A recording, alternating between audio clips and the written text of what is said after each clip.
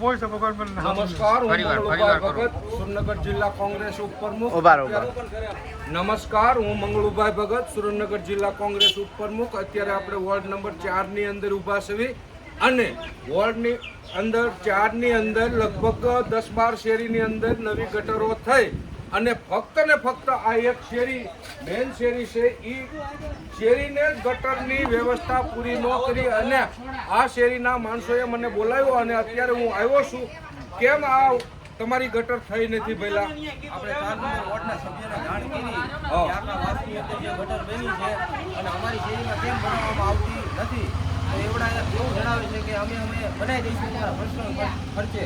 પણ આજે લગભગ 1.5 થી 2 મહિના થયા, હજી સુધીમાં કોઈ ગટરનો નિકાલ કરવામાં આવ્યો નથી અને અમે રજૂઆત કરવા જાવી તો અમારી રજૂઆત કોઈ સાંભળવા તૈયાર છે નહીં.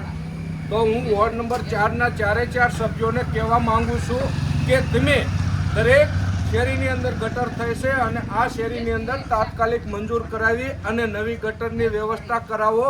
અને આ વોર્ડની અંદર પાણીની વ્યવસ્થા પૂરી થતી નથી, એટલે પાણી 4 દિવસે 8 દિવસે એવી રીતે પાણી આવે છે. અત્યારે આ ઉનાળાનો સમય હોવાથી હજી આપણે વરસાદ થયો નથી, તો પાણીની વ્યવસ્થા પૂરી થાય દર ત્રીજા દિવસે પાણી મળે તો આવડા અને પાણીના ટાંકા વેસાતા લેવા ન પડે એ માટે થઈ અને અત્યારે આપણે વોર્ડ નંબર 4 ની અંદર ઊભા છીએ અને આ પરિસ્થિતિ આ નાળાની આગળ આપણે જોઈશે અને આ વોર્ડની અંદર બદતર પરિસ્થિતિની અંદર માણસો રહ્યા છે. એટલે હવે નગરપાલિકાના 4 સભ્યો અને તમામ સત્તાધીશોને હું કહેવા માંગુ છું કે વોર્ડ નંબર 4 ની અંદર થોડુંક ધ્યાન આપી અને ગટર, પાણી અને સ્ટ્રીટ લાઇટની વ્યવસ્થા કરો એવી આ નગરજનોની માંગણી છે.